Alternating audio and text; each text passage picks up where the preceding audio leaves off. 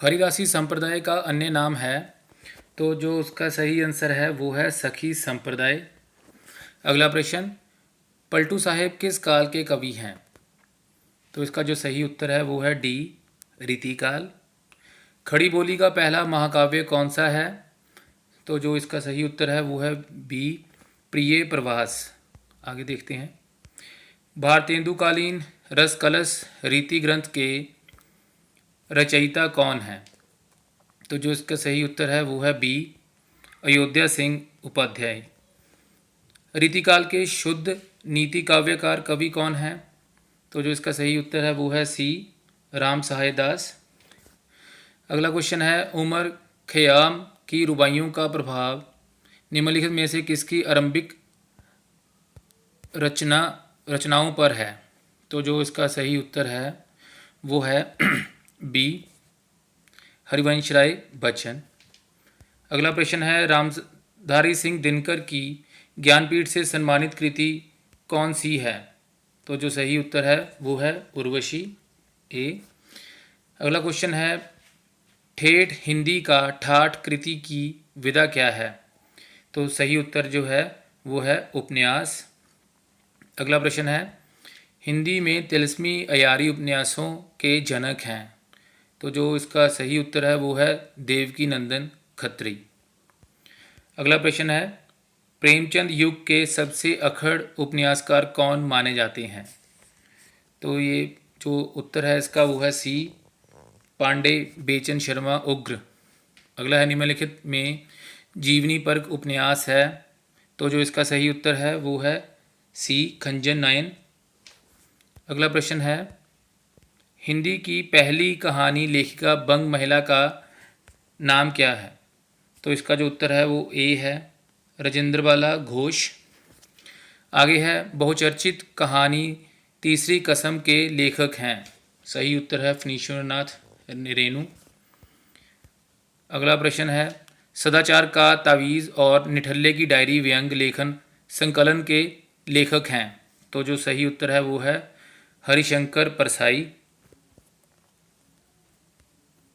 अगला प्रश्न है, हिंदी रेखाचित्र का जनक किसे माना जाता है?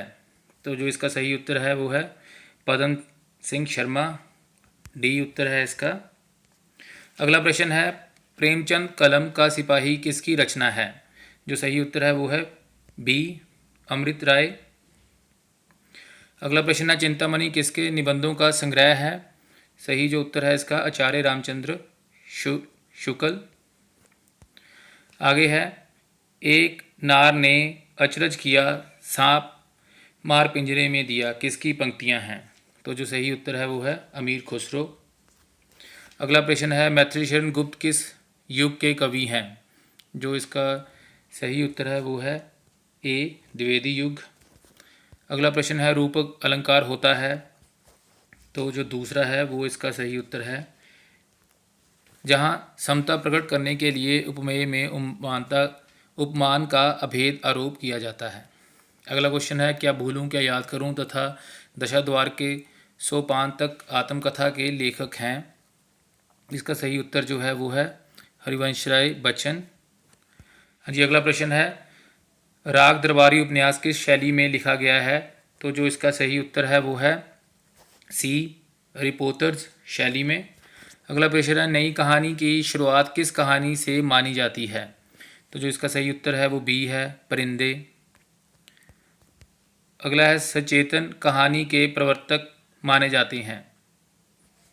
तो इसका तीसरा आंसर है महीप सिंह। अगला प्रश्न है, निम्नलिखित में कौन सी रचना भारत पाकिस्तान विभाजन पर आधारित नहीं है? मुर्दों का टीला। आगे है, यमक है शब्द अलंकार। आगे है, शुद्धाद्वैतवाद के संस्थापक और इसका प्रतिपादक दार्शनिक ग्रंथ कौन सा है? तो जो इसका सही उत्तर है वो है डी, वल्लभाचार्य उत्तरी मीमांसा। अगला प्रश्न है, रेखाचित्र और संस्मरण के लिए अधिकतर क्रमशः कौन से अंग्रेजी शब्द प्रयुक्त होते हैं? तो जो इसका सही उत्तर है वो है डी, स्केच मेमाइस। आगे है भारतीय परंपरा में रस कितना किसका तत्व है। तो इसका जो सही उत्तर है वो है नाटक का। अगला है निम्नलिखित में ग्रामाचलीय उपन्यास है, इसका है ये सारे के सारे बबूल, वरुण के बेटे, ये सारे के सारे जो हैं सभी ही हैं। आगे हिंदी में ऐतिहासिक उपन्यासकार माने जाते हैं। तो जो इसका सही उत्तर है वो है डी सभी। हिंदी के जासूसी उपन्यासों के प्रवर्तक हैं। तो जो इसका सही उत्तर है वो है ए गोपाल राम। अगला प्रश्न जो है वो है अपसर्ड नाटक कौन सा है। तो इसका जो सही उत्तर है वो है बी अब्दुल्ला दीवाना। आत्मकथा कहते हैं, हाँ जी आत्मकथा कहते हैं जो हमने अपनी खुद ही लिखी हो, स्वयं का लिखित जीवन वृत्त। निम्नलिखित में कौन सी विधा श्रेय और दृश्य काव्य दोनों के अंतर्गत परिगणित की जाती है। तो जो इसका सही उत्तर है वो है इनमें से कोई भी नहीं है जो इसका आंसर है, ना ही चंपू, ना नाटक, ना महाकाव्य। अगला प्रश्न है भोर का तारा और रीढ़ की हड्डी की विधा क्या है। तो एकांकी है इसका उत्तर। आगे है इलाचंद्र जोशी किस धारा में उपन्यासकार हैं। तो जिसका सही उत्तर जो है मनोवैज्ञानिक। आगे है प्रेमचंद के कहानी संग्रहों का प्रतिनिधि नाम है। तो इसका है मानसरोवर। निम्नलिखित में से कौन नई कहानी का प्रतिनिधि रचनाकार नहीं है। तो यह है धर्मवीर भारती। आगे है समकालीन कहानी का प्रवर्तक किसे माना जाता है। तो जो सही उत्तर है वो है गंगा प्रसाद विमल को। अगला है प्यालियाँ टूटती हैं किसका एकांकी है। तो ये है मोहन राकेश का। हाँ जी अगला प्रश्न है निम्नलिखित में ललित निबंधकार कौन है। तो जो इसका सही उत्तर है वो है डी उपरोक्त सभी। आगे है चतुर्वर्ग की प्राप्ति का वर्णन किस काव्य रूप के लिए अनिवार्य माना जाता है। तो जो इसका सही आंसर है वो है महाकाव्य। नाटक भेद है, ये है रूपक का। किस काल के साहित्य में युद्धों का संजीव चित्रण प्राप्त होता है। तो ये है आदिकाल।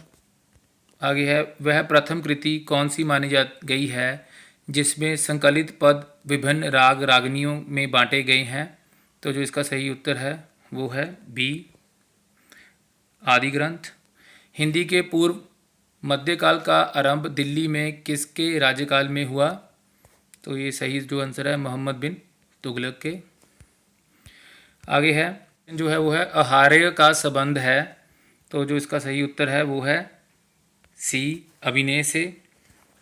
अगला जो प्रश्न है वो है या अनुरागी चित्त की गति समझा ही नहीं कोई, ज्यों ज्यों बूढ़े श्याम रंग त्यों त्यों उज्ज्वल होए, ये कौन सा अलंकार है। तो जो इसका सही उत्तर है वो है विरोधाभास। अगला प्रश्न है जिस कृति में कथा संगठन आवश्यक हो सगर्भता नहीं, जिसमें वस्तु वर्णन भाव वर्णन एवं चरित्र का चित्रण किया जाता है पर कथा विस्तार नहीं, उसे कहते हैं। तो उसे कहते हैं खंड काव्य।